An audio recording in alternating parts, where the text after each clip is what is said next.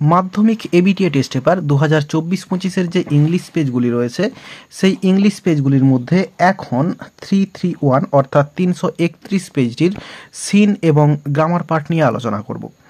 এর আগের পেজগুলির সমাধান ইতিমধ্যেই আপলোড করা হয়েছে, ডেসক্রিপশন বক্স এবং এন্ড স্ক্রিনে প্লেলিস্ট রয়েছে, সেখান থেকে দেখে নিতে পারো। আর আনসিন এবং ভোকাবুলারি পার্টের যে সমাধান সেগুলি আলাদা ভিডিওতে আপলোড করা হবে। তাহলে এখন 331 পেজটির সিন এবং গ্রামার পার্টের সমাধান দেখে নেব। এই পেজটিতে প্রথমে প্রোজ পার্ট থেকে যে সিনটি রয়েছে পাসিং অ্যাওয়ে অফ বাপু থেকে রয়েছে। শুরুতে রয়েছে এমসিকিউ প্রশ্ন, people sang songs which were dash. অ্যান্সারটা হচ্ছে 2 দাগ ডিভোশনাল।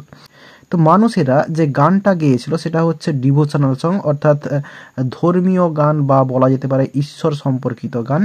তো এরপরে রয়েছে the people who came to the station were dash. অ্যান্সারটা হচ্ছে 1 দাগ স্যাড। যে সমস্ত মানুষেরা স্টেশনে এসেছিল তারা দুঃখী মানুষ ছিল। Returning to Delhi the narrator felt. এরপরে রয়েছে ড্যাশ। অ্যান্সারটা হবে এই আটারলি হেল্পলেস, অর্থাৎ অসহায় অবস্থায় পড়ে গিয়েছিলেন ন্যারেটর দিল্লিতে ফিরে। এরপর রয়েছে দি ন্যারেটর রোজড হারসেলফ। এরপরে ড্যাশ রয়েছে। অ্যান্সারটা হবে 4 দাগ উইথ মেন্টাল স্ট্রেংথ, অর্থাৎ মানসিকভাবে শক্ত হয়ে তিনি নিজেকে ওই জায়গা থেকে, অর্থাৎ হেল্পলেস জায়গা থেকে তিনি নিজেকে বের করেছিলেন। এরপরে রয়েছে Gandhiji made the people aware to one another's. এরপরে ড্যাশ। অ্যান্সারটা হচ্ছে এখানে অপশন এ পেন্স, একে অপরের যে দুঃখ যন্ত্রণা সেগুলোর প্রতি মানুষকে অ্যাওয়ার করেছিলেন। এরপর বিয়ের দাগে রয়েছে complete the following sentences with information from the text. রয়েছে after filling the presence of Gandhiji people dash. বলছে বাপু অর্থাৎ গান্ধীজির যে অস্তিত্বটা সেটা অনুভব করার পরে মানুষেরা did not weep any more, অর্থাৎ মানুষেরা আর কাঁদেনি। A huge crowd gathered at the bank of the Ganges to witness. তো দেখো এখানে লাইনটা রয়েছে, the ashes were immersed in the Ganges where a huge crowd had gathered at the bank. তো এখানে আমাকে যে অ্যান্সারটা সেটা একটু সাজিয়ে লিখতে হবে, একটু নিজে থেকে লিখতে হবে। তো আমরা এরপরে লিখব, উইটনেসের পরে লিখব the immersion ceremony of Gandhiji's ashes, অর্থাৎ গান্ধীজির যে ছাইভস্য সেগুলোকে যে নিক্ষেপ করা হয়েছিল নদীতে, সেখানে সেটি উইটনেস করার জন্য বা সেটি দেখার জন্য মানুষেরা ওই গঙ্গা নদীর ধারে জড়ো হয়েছিল। এরপরে to the freedom movement of that time the narrator and her sisters were dash. অ্যান্সারটা হবে মিরিলি অনলুকার্স, অর্থাৎ তৎকালীন যে স্বাধীনতা সংগ্রাম সেক্ষেত্রে ন্যারেটর এবং তার বোনেরা শুধুমাত্র দর্শক ছিলেন, তারা অ্যাক্টিভভাবে অংশগ্রহণ কিন্তু করেননি। এরপরে সিয়ের দাগে যেগুলো রয়েছে এগুলো খাতায় সমাধান করে দেখাবো, চলো। এখানে প্রথমে রয়েছে how did the train arrive at Allahabad. ট্রেনটা কিভাবে এলাহাবাদে পৌঁছেছিল। অ্যান্সারটা the train arrived at Allahabad amid song and prayer. তো বলছে এই ট্রেনটা পৌঁছেছিল এলাহাবাদে গান এবং প্রার্থনার মধ্য দিয়ে। এরপরে রয়েছে 2 দাগে what did Bapu do to the millions of ordinary people. যে অর্ডিনারি মানুষেরা যারা তাদের সঙ্গে বাপু কি করেছিলেন। অ্যান্সারটা Bapu brought the millions of ordinary people out of indifference and awakened them to one another's suffering. এরপর রয়েছে পোয়েট্রি পার্ট থেকে সিন এবং এটি রয়েছে সি ফিভার থেকে। শুরুতে এমসিকিউ প্রশ্নে রয়েছে the call of the sea is dash. অ্যান্সারটা হচ্ছে 1 দাগ আনডিনায়েবল, অস্বীকার করা যাবে না এরকম একটা ডাক এই সমুদ্রের। এরপরে to control the direction of movement of the ship the poet wants a dash. অ্যান্সারটা হচ্ছে 2 দাগ স্টার। বলছে জাহাজের যে ডাইরেকশন সেটাকে কন্ট্রোল করার জন্য কবি চেয়েছেন একটা তারা। এরপরে the speaker wants quiet sleep and a sweet dream. এরপরে ড্যাশ রয়েছে। অ্যান্সারটা হবে আফটার দি জার্নি, অর্থাৎ জার্নি শেষ হওয়ার পরে কবি একটি শান্তির ঘুম এবং তার সঙ্গে সুইট ড্রিম তিনি চেয়েছেন। এরপরে রয়েছে the mist on the sea's face is dash. অ্যান্সারটা হচ্ছে গ্রে। তো সমুদ্রেতে যে মিস্ট বা কুয়াশাটা সেটা হচ্ছে গ্রে কুয়াশা কবি চেয়েছেন। এরপরে রয়েছে আনসার দি ফলোয়িং কোশ্চেন্স, এগুলো খাতায় সমাধান করে দেখাচ্ছি। এখানে রয়েছে what things does the speaker want for going on a sea journey. সমুদ্র যাত্রার জন্য স্পিকার কি কি চেয়েছেন। তো এই কোশ্চেনটা আগেও পাওয়া গিয়েছে এক দুবার। The speaker wants a tall ship and a star to guide and control the ship. কবি একটা লম্বা জাহাজ এবং একটা তারা চেয়েছেন, যে তারাটার দ্বারা হচ্ছে তার যে শিপ সেটা হচ্ছে কন্ট্রোল এবং গাইড হবে। এরপর রয়েছে what bird and animals can the poet see during his journey.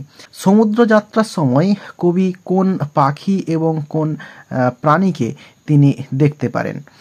রয়েছে during his journey the poet can see seagull and whale, অর্থাৎ সিগাল পাখি, শঙ্খচিল এবং হচ্ছে হোয়েল অর্থাৎ তিনি দেখতে পারেন। সেকশন বিতে গ্রামার রয়েছে। শুরুতে রয়েছে write the correct alternatives to fill in the blanks. Mohan's father read the letter and without uttering a word. এরপরে ড্যাশ রয়েছে tear the paper with a deep sigh. তো বলছে মোহনের বাবা চিঠিটা পড়েছিলেন এবং চিঠিটা ছিঁড়েই একটি কথা না বলেও তিনি দীর্ঘশ্বাস ফেলেছিলেন। দেন তারপরে বা তখন মোহন ড্যাশ, অ্যান্সারটা হচ্ছে ওয়াজ গ্রিভড ডিপলি। মোহন খুব গভীরভাবে দুঃখ পেয়েছিল। Tears rolled down his cheeks, চোখের জল গাল বেয়ে পড়ছিল। He dash he saw the power of truth, সে দেখেছিল সত্যি কথার যে পাওয়ার বা ক্ষমতাটা সেটাতে সে দেখেছিল। এরপরে 5 দাগে ডুয়েস ডাইরেক্টেড রয়েছে। প্রথমে রয়েছে আর্টিকেল প্রিপোজিশন, রয়েছে গান্ধীজি ওয়াজ ডিলাইটেড। এরপরে ড্যাশ, এখানে হচ্ছে to get the pencil back, Gandhiji পেন্সিলটি ফিরে পেয়ে তিনি খুশি হয়েছিলেন। To him it was no ordinary pencil, তার কাছে এটা শুধুমাত্র পেন্সিল ছিল না। এরপরে ইট ওয়াজ দি টোকেন, এরপরে ড্যাশ রয়েছে, এখানে হবে of a child's love and to Gandhiji, এরপরে a child's love was very precious হবে সম্ভবত, এটা প্রিসিয়ান্স করেছে। তো যাই হোক, এখানে মানেটা এরকম হচ্ছে যে ইট ওয়াজ এ টোকেন, এটা হচ্ছে একটা স্মৃতি, অফ এ চাইল্ডস লাভ একটি শিশুর ভালোবাসার স্মৃতি, অ্যান্ড টু গান্ধীজি এবং গান্ধীজির কাছে এ চাইল্ডস লাভ একটি শিশুর ভালোবাসা ওয়াজ ভেরি প্রিসিয়াস হওয়া উচিত ছিল, এখানে রয়েছে প্রিসিয়ান্স। তাহলে প্রিসিয়াস হলে হচ্ছে দামি, খুব দামি। এরপরে বিয়ের দাগে যেগুলো রয়েছে এগুলো খাতায় সমাধান করে দেখাচ্ছি। এখানে প্রথমে রয়েছে হাউ ডার্ক ইট ইজ, এটা এক্সক্লেমেটারি সেন্টেন্সে রয়েছে, অ্যাসার্টিভ সেন্টেন্সে পরিবর্তন করতে হবে।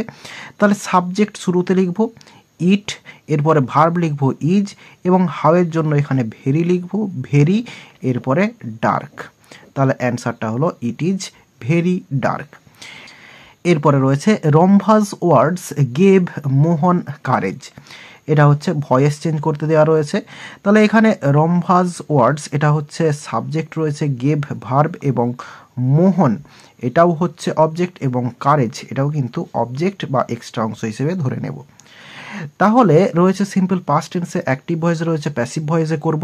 তাহলে অবজেক্টটা শুরুতে আসবে মোহন, এরপরে পাস্ট টেন্সের বি ভার্ব বসবে মোহনের পরে ওয়াজ এবং ভার্বের থার্ড ফর্ম বসবে গিভেন।